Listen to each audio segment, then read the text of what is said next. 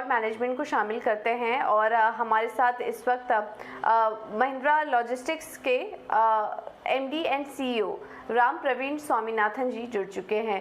Sir बहुत बहुत शुक्रिया आपका इटीना स्वदेश को समय देने के लिए। सबसे पहले आपने जो एक्विजिशन किया है, अधिग्रहण जो किया, उसके बारे में थोड़ी और डिटेल समझना चाहेंगे। B2B एक्सप्रेस बिजनेस जो रिविगो को आपने एक्वायर किया है, ये कितना प्रॉफिटेबल है और इसके मार्जिन की स्थिति कैसी है? पिछले 12 अभी जो हमने बिजनेस एक्वायर किया रिविगो से, आई थिंक लास्ट 12 मंथ्स में उसका टर्नओवर अप्रॉक्सीमेटली 370 करोड़ है। बिजनेस अभी तक तो लॉस में है क्योंकि उन्होंने कंट्रीब्यूशन मार्जिन्स पॉजिटिव है मगर बिजनेस नेटवर्क एक्सपेंशन में इन्वेस्ट कर रहा है, सो उसके कारण अभी भी लॉसेस हैं। अगले 4 क्वार्टर में हम वो उसको टर्न अराउंड करने पे फोकस करेंगे। तो सही है, रेवेन्यू में कब तक रिफ्लेक्ट होगा, आपके मार्जिन्स में कब तक इसका इम्पैक्ट दिखेगा? क्या B2B बिजनेस में हम उम्मीद करें कि जल्द ही एक टर्न अराउंड होगा और इससे जुड़े कुछ टाइमलाइन आप हमसे शेयर कर सकते हैं?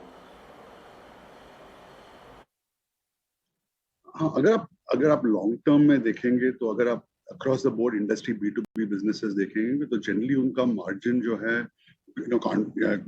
ग्रोस मार्जिन्स 10-12% के रेंज में है और ओवरऑल EBIT लेवल भी उनका प्रॉफिटेबली जनरली 3PL बिजनेस से बेटर है।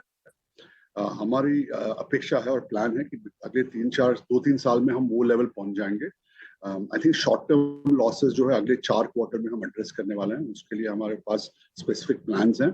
सो होपफुली अगले 4 क्वार्टर में बिजनेस EPS एक्रेटिव हो जाएगा, मगर long term focus is on growth and expanding margins. So अगले 3-4 साल में हमको वो रेंज में we should expect to be in that range. Okay sir, इस अधिग्रहण के जरिए आपके नेटवर्क सर्विसेज में और आपके एक्सपेंशन प्लान में किस तरह से मदद मिलेगी? साथ ही ये भी समझना चाहेंगे कि इस अधिग्रहण को आप फंडिंग कैसे करेंगे, किस तरह क्या रकम जुटाएंगे या फिर ये इंटरनल एक्रूअल के जरिए ये एक्विजिशन किया जाएगा? So I think पूरा एक्विजिशन की फंडिंग राइट नाउ डेट से हो रहा है। हमारा बैलेंस शीट काफी स्ट्रांग है, so we don't really have उसमें कोई चैलेंजेस नहीं है। इन टर्म्स ऑफ इसका बेनिफिट्स क्या है, आई थिंक हमारा खुद का जो B2B एक्सप्रेस बिजनेस है वो 30-40% से ग्रो हो रहा है पिछले 2-3 साल में और लगभग 180 से 200 करोड़ का रेवेन्यू है अभी वो बिजनेस में। दोनों बिजनेस को कंबाइन करके हमारा रेवेन्यू ऑब्वियसली काफी बढ़ेगा, 550 से 600 करोड़ लगभग हो जाएगा। सो वो स्केल का इम्पैक्ट इमीडिएट है। सेकेंड थिंग कि रिविगो का जो टेक्नोलॉजी है वो लीडिंग एज है, सो वो टेक्नोलॉजी का बेनिफिट हमें एक्सप्रेस बिजनेस और हमारे बाकी बिजनेसेस में भी मिलेगा। And thirdly obviously significant network expansion है। ये एक्विजिशन के साथ हमारा कवरेज 19,000 पिन कोड्स को बढ़ेगा, राइट, और डीप नेटवर्क है, 170 ब्रांचेस हैं अक्रॉस द कंट्री। सो उसके कारण हमारा coverage expansion will be quite significant. और ओवरऑल अगर आप देखेंगे B2B express business is one of the fastest growing segments in the logistics business. और GST इंट्रोडक्शन के बाद जैसे कंपनीज अपने नेटवर्क को एक्सपैंड कर रहे हैं उसका फायदा हुआ है B2B एक्सप्रेस बिजनेस को। सो वो लॉन्ग टर्म ग्रोथ एकदम पॉजिटिव है। हमारे कस्टमर रिलेशनशिप्स क्वाइट डीप हैं अक्रॉस डिफरेंट सेगमेंट्स, सो उसके कारण I think this would also allow us to provide an wider set of integrated solutions जो हम बोलते हैं हमारे कस्टमर्स को।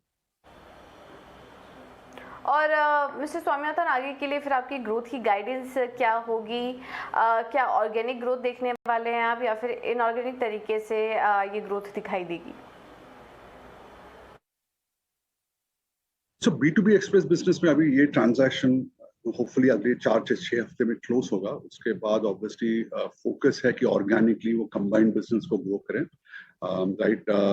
हमारी एक्सपेक्टेशन है कि 15 से 20% का एनुअल ग्रोथ होगा अगले 3-4 साल में। And if that happens obviously it will be around 1000 crore से ज्यादा टर्नओवर होगा बिजनेस का 3-4 साल में। मोर इम्पोर्टेंटली, जैसे मैंने पहले बताया कि margin profile of B2B express is generally a very strong profile है। So अगले 2-3 साल में we should also see कि वो मार्जिन काफी बढ़ेगा और उसमें EPS में उसके कारण एक्सेलरेटेड इम्पैक्ट। बिल्कुल मिस्टर स्वामीनाथन, बहुत बहुत धन्यवाद आपका समय देने के लिए और अपने एक्विजिशन के बारे में और आगे की ग्रोथ योजनाओं के बारे में भी हमसे डिटेल में चर्चा करने के लिए बहुत बहुत धन्यवाद आपका। और आज